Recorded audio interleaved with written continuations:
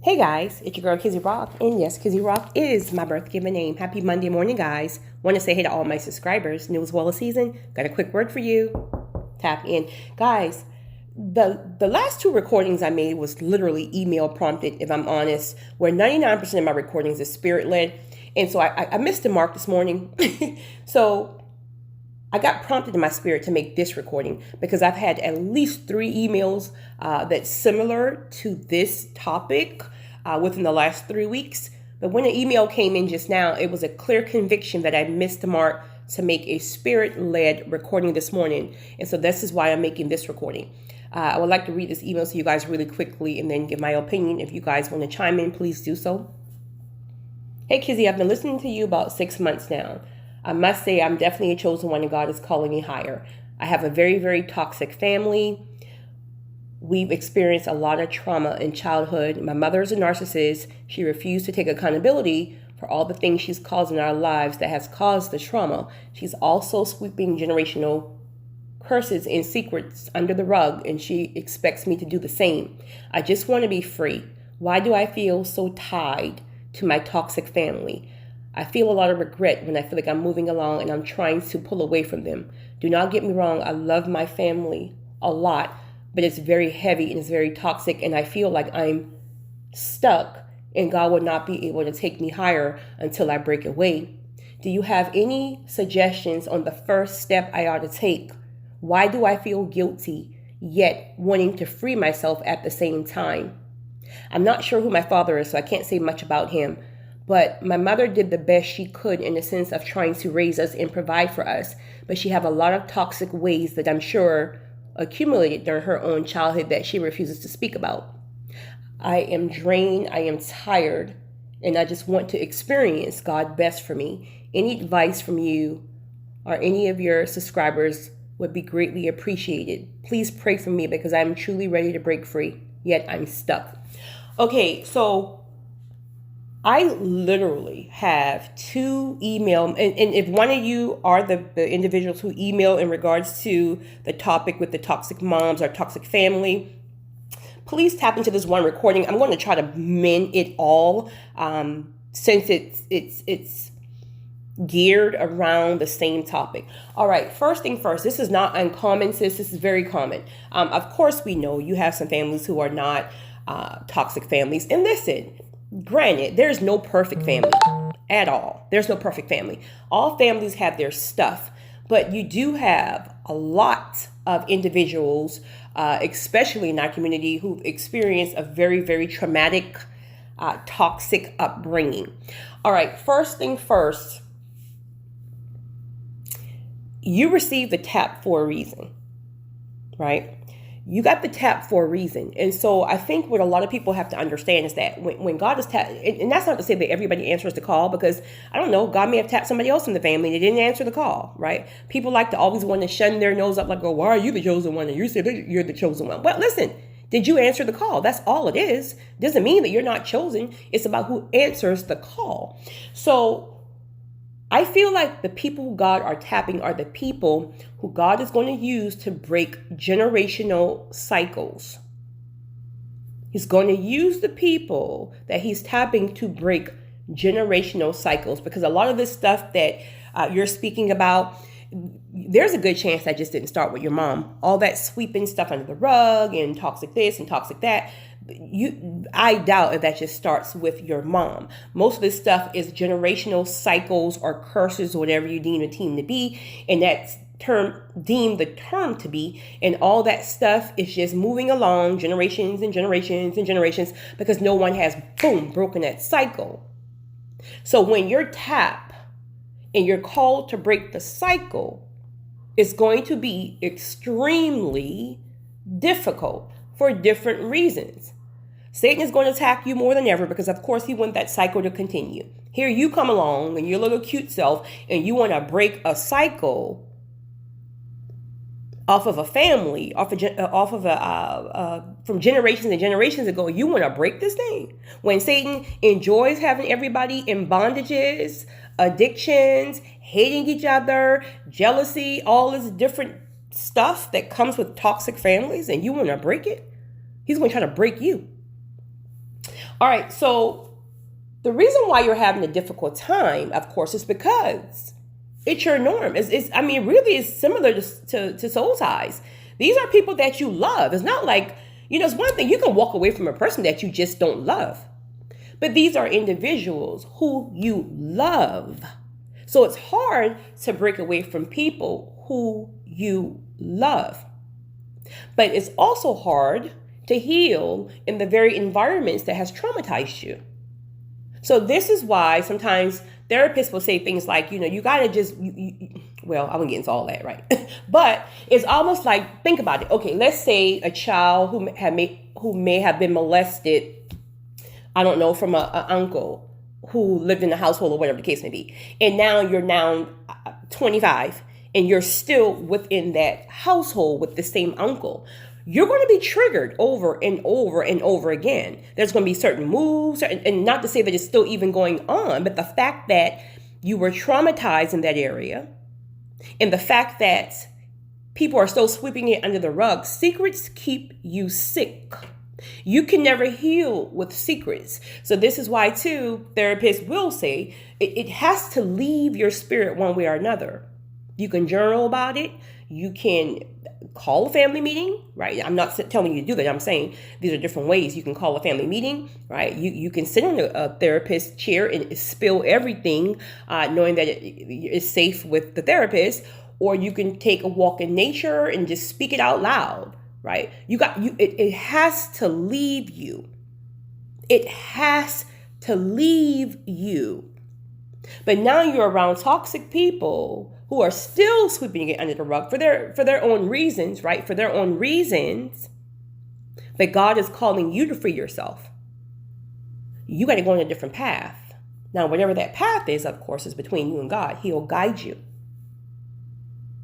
But a lot of times what God will start to do is when he taps you like that and he wants to break you away in order to heal you and then potentially go back and heal the others who, all caps, want to be healed. Or even some of them will actually just watch how you move and see how God advances your life over the years. And, maybe you will start doing great things. And then they start to look at you from afar like, wow, so she's been healed. God's doing great things. So maybe I want to. So sometimes people admire you from afar and then they'll start taking your path. And you are actually influencing them without even knowing it.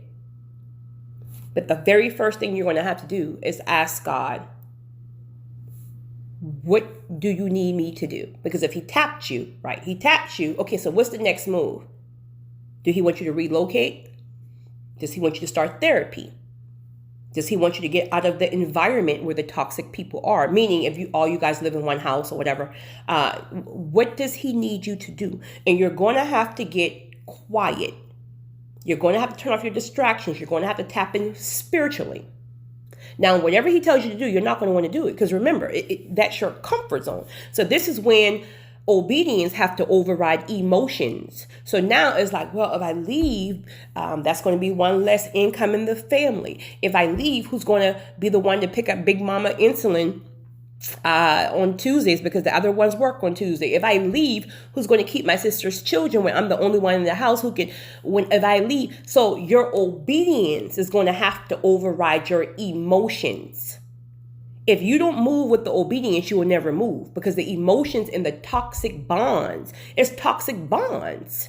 As toxic as it is bondage. You're tied. And it's all you know. So whatever God tells you to do and how to move, when he starts moving you along, you know what's next, right? The thing that everybody don't like. He's going to throw you in isolation season. So let that be. I don't know. He called you to get an apartment. If everybody's living together, he's calling you to move out.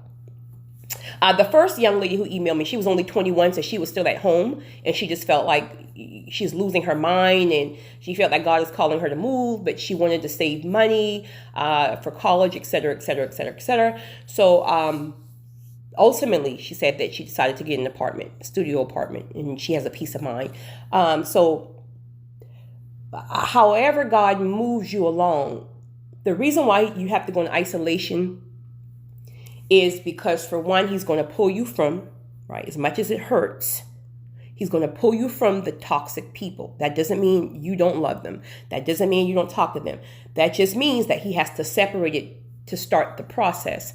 Once he separates you, he's going to start to then show you some of the areas that has traumatized you. He's going to show you how to address and deal with these things. Again, everybody's path is different, but he's going to show you how to deal with these things.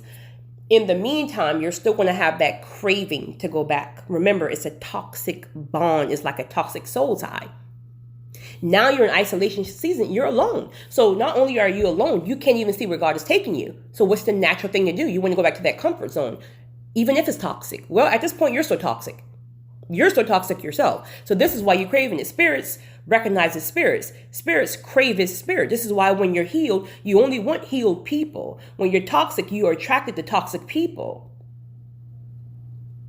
So through that isolation season, he's going to show you certain things. And he's going to show you things that you didn't even know about, old family secrets, about things that maybe have been swept under the rug from great grandparents that you never met. He's going to show you all. He's going to show you these things so you can understand what you have to war against. So you can understand when times get tough. It's tough because you're breaking things from generations and generations, just not your generations, but prior, as well as the generations coming forward. You're breaking the cycle. So it stops with you. It's like a chain link, and it will not continue. It won't continue with your children. I'm not sure if you have children, but it won't continue with your children and your grandchildren, et cetera, et cetera. You're breaking the cycle, and this is why Satan's going to try to break you. So after your isolation season, when he shows you everything, he's going to start your transformation season. And mind you, now this is please don't see it as isolation. I'm going to be in transformation next month. No, honey, listen. Okay, well, then again, I can't say. Every season is different. All right. Once you start transformation season, now he's going to start to transform you. Mind you, you're still cut off from your folks. Cut off doesn't mean you're not in contact with them.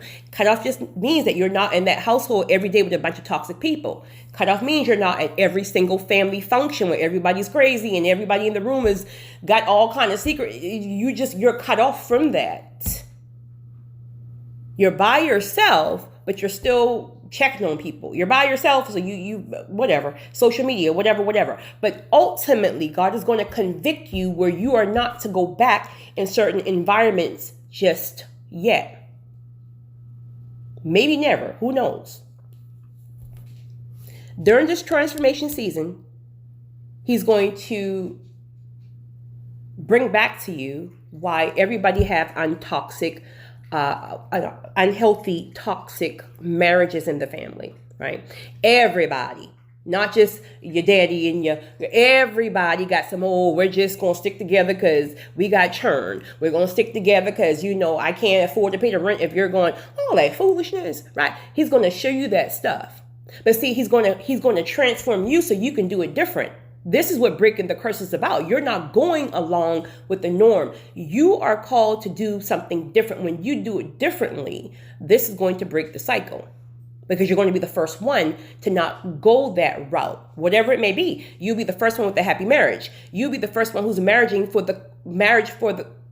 be the first one who married for the correct reason.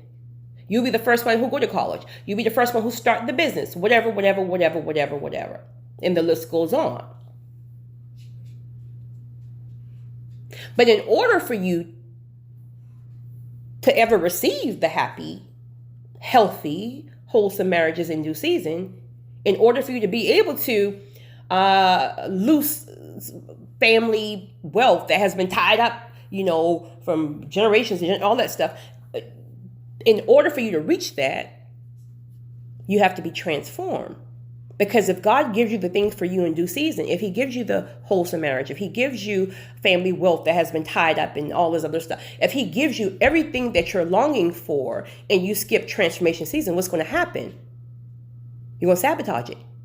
So you can't go from being around toxic people all your life to due season. You're not even transformed enough to receive and process and respect and honor the things that comes in due season.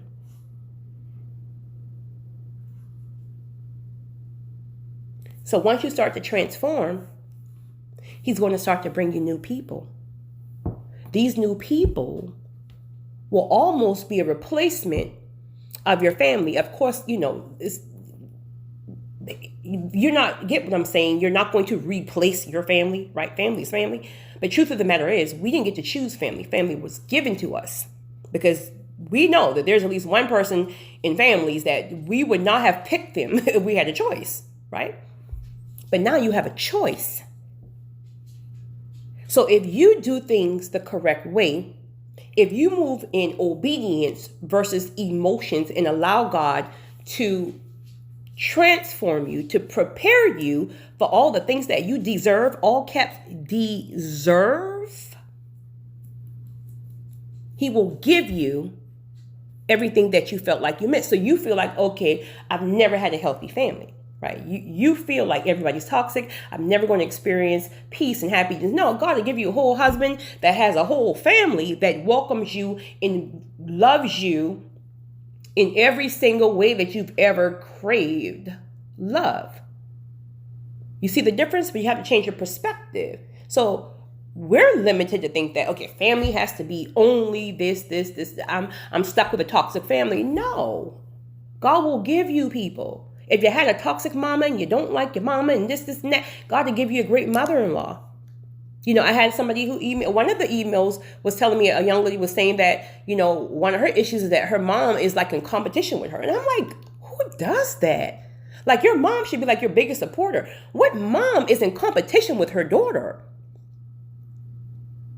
But I think it's probably more common than I know because I keep hearing that over and over. So the whole issue is this right here. Sadly, we can't force anyone to love us properly.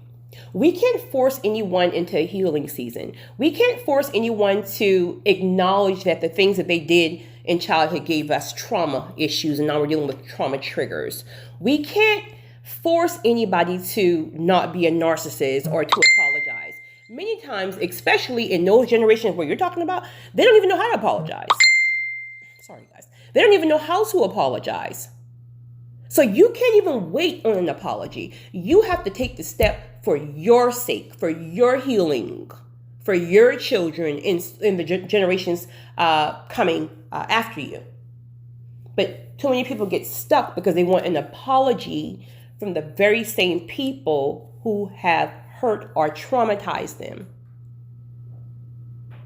So if that's what you're waiting, I'm speaking in general, not you. If you're waiting on an apology in order to start your healing process, you will never, ever start the process. Sadly, everyone is not apologetic about the things they've done to you. Do you deserve an apology? Yes, but you may never get it. And you got to be okay with that. You are allowing people to win when you stay stuck and you refuse to heal and go on and get the things that God has for you. The best revenge is success. And that's not money, not in my definition, right?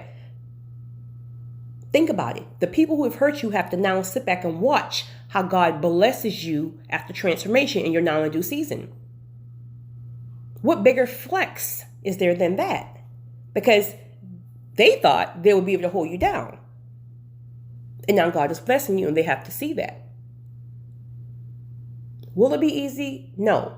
But this is why, again, obedience is key. Obedience over emotions, because your heart is going to break. He's going to have you remove people, and some of them will be for a lifetime. Because what he's not going to do is he's not going to keep sending you back into an environment to re-traumatize you. Meaning, okay, some people have grown and they're doing things different, meaning they may not be all perfect. Nobody is, right? But then there's going to be some in the family who's doing the very same exact toxic, traumatizing things that they've done to you forever.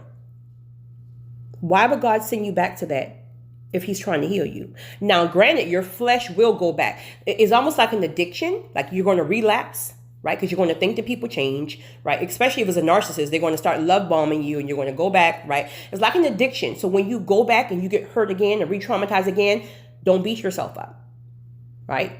Speak firm to yourself. Your conviction will be firm, but it's about moving forward again. I can't tell you how many emails I receive about people who feel like, oh my goodness, I took bait, right? I'm in my healing season. I'm in my isolation season. And I knew I said I would never go back and but they called me and they invited me and I thought they would change. And they're still doing this and they're still doing that. Okay, don't beat yourself up there, because if you beat yourself up, you'll stay there. You would just stay down and say, oh, I fail and I might as well just go back to just being toxic like them. No, you keep going forward. You keep going forward. You fail, you get up, you move along. God's going to start bringing people to your life who's going to start to feel like a wholesome family. Your biggest challenge is going to be not to run from that. You're going to have to sit in that. You're going to have to sit in that till it starts to feel comfortable, because it's going to be uncomfortable, right? If you're dating or you're married or whatever, if you're used to toxic dudes, now you meet a whole man who is like not about to sit here and just deal with your mouth all kind of way, and he's going to really present to you what a healed, whole, healthy man looks like, which is going to be the complete opposite of what you're used to. You're not going to want, we all want to be comfortable, but in order to grow, you have to be uncomfortable. Sit in the uncomfortable place for a while, and before you know it, the uncomfortable place becomes comfortable, and that's all you want. So now when you try to go back to toxic people, family, friends, or whatever, it's going to disturb your spirit so much that you don't even want to be around them anyway. It disturbs your spirit.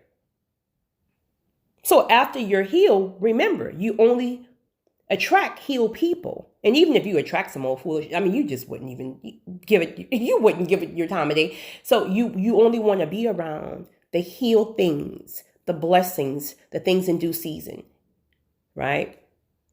So when they start trying to pull you back into that toxic mindset or whatever the case may be, you now going to be like, listen, I'll send y'all the potato salad. I'll send y'all the potato salad in the red cups, but I won't be there. I choose peace. And then there's a good chance that you'll be so solid at this point, you wouldn't care. They'll start looking at you side eye, like, oh, well, you just became bougie, right? You forgot where you came from. And no. No, right? But I hear you, sister, and I get it. Now, me personally, this is me, Kizzy talking. I'm a firm believer in if God has required you and allow you to, to help family and take your family, things like that, your parents, as you said, your father wasn't there, so your mother, like, listen, take care of your peoples, but only God can tell you how, right? If he even tells you that, because, I think you said something in regards to also feeling guilty about, I forgot what the Bible scripture is about, respecting and honoring. Listen, respecting and honoring your father and mother doesn't mean you have to be around their toxic behavior. That means you just don't disrespect them and you honor them. But that doesn't mean that you have to sit around toxic mothers and fathers. It does not mean that, right? I'm going to honor you. I'm going to take care of you to the best of my ability, whatever God tells me to do, et cetera, et cetera. But if God tells me to stay away for a year, I'm going to stay away for a year. If God shows me that you're still doing toxic stuff, you refuse to heal, you're still stressing me out, you're still causing all kind of emotional instability because every time I get around you, you don't want to take accountability for this. You're a narcissist. That does not mean, because I don't want to be around that energy, that I'm dishonoring my mother or father. That's a lie from the pits of hell. So it's all about transformation. Okay, transformation is just not a smooth process. There's hiccups, right? There's delays. There's all that stuff. So the key is that you just got to stay locked on the fact that you want every single thing that God has for you. You got to stay locked on that you are the one chosen to break generational cycles and curses so they don't continue. Also, so you can free the others, because sometimes your healing will literally free some others in different ways.